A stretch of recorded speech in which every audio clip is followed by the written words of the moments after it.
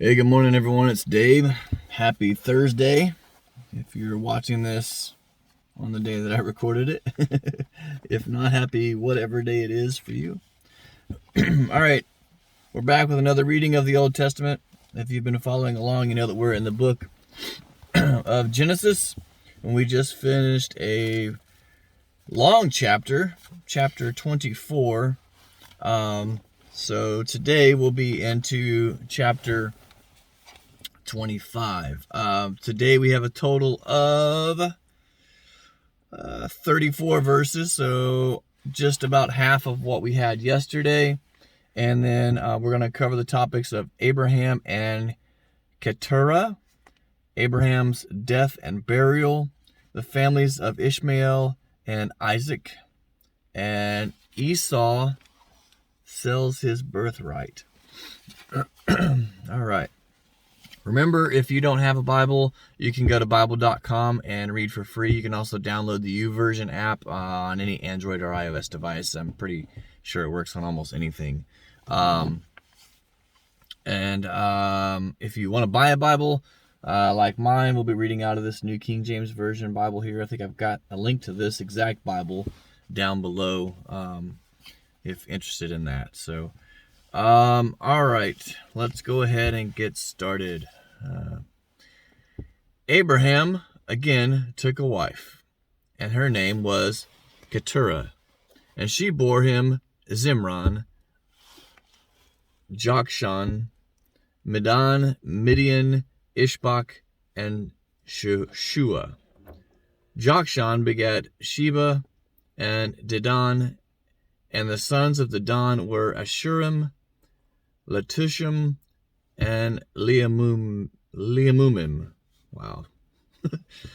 Oh, these names kill me. And the sons of Midian were Ephah, Epher, Hanach, Abidah, and Eldah. All these were the children of Keturah. And Abraham gave all that he had to Isaac, but Abraham gave gifts to the sons of the concubines which Abraham had. And while he was still living, he sent them eastward, away from Isaac his son, to the country of the east. This is the sum of the years of Abraham's life, which he lived 175 years. Then Abraham breathed his last and died in a good old age, an old man and full of years, and was gathered to his people.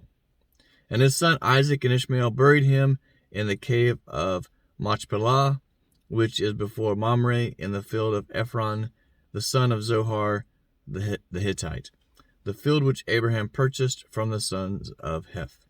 Then Abraham was buried, and Sarah Abraham was buried, and Sarah his wife. And it came to pass after the death of Abraham that God blessed his son Isaac, and Isaac dwelt at Beer Lahai Roi.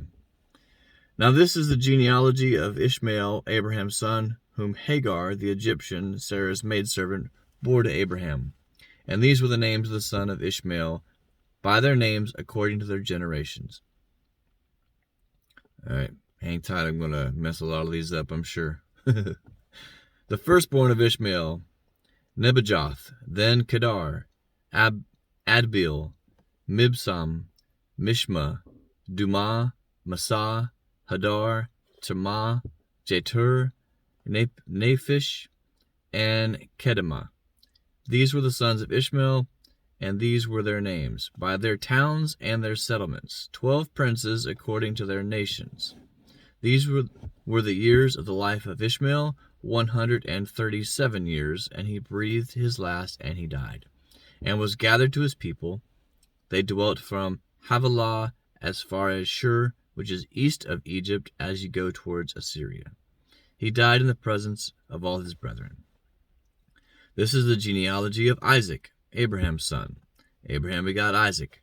Isaac was 40 years old when he took Rebekah as wife, the daughter of Bethuel, the Syrian of Padan Aram, the sister of Laban the Syrian.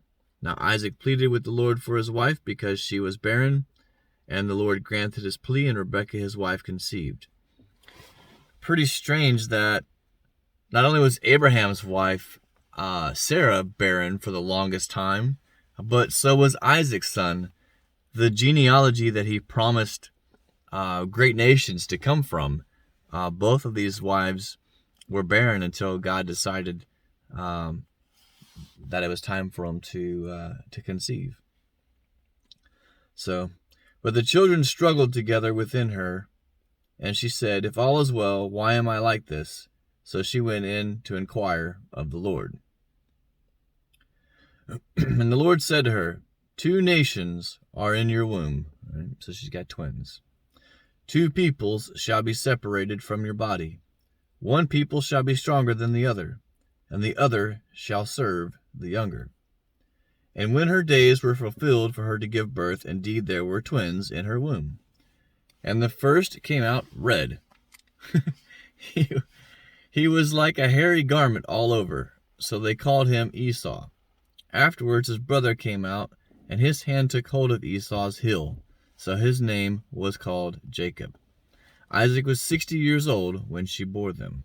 So they were married 20 years before they had kids. So the boys grew, and Esau was a skillful hunter and a man of the field, but Jacob was a mild man, dwelling in tents.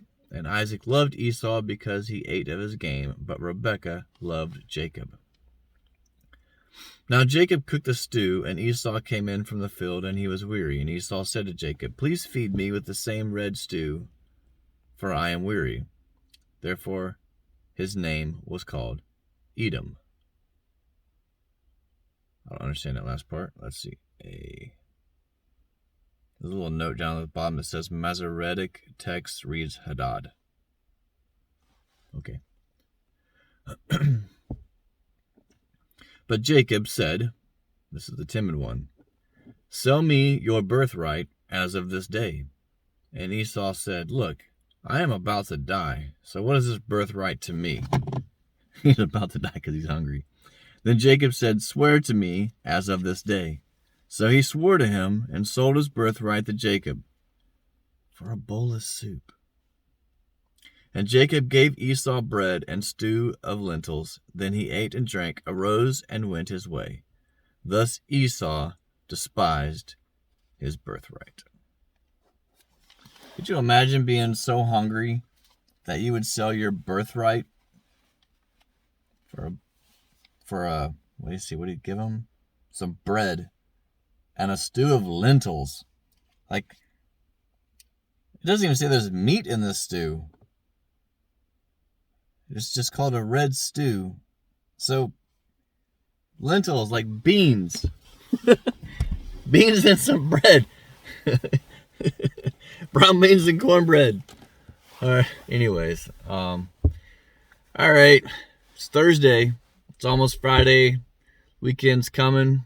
Hope you guys are getting ready for it. If you got something planned, hope that you are safe and enjoy yourselves out there. It's a beautiful day here in Texas again, of course. Thank God for Texas. All right. Anyways, thanks so much for watching. Thank you for your prayers on my arm. It's just a little sore today. It feels a little swollen actually. But anyways, I guess that's part of healing. But thank you so much, and thank you for all of you who keep me just uplifted in your prayers all around. It's greatly appreciated. You all have no idea what that means to me. So from the bottom of my heart, thank you very much. And from Central Texas, God bless. When life keeps falling and wonder where he is in all this mess, he's right there to guide you, unseen, you're not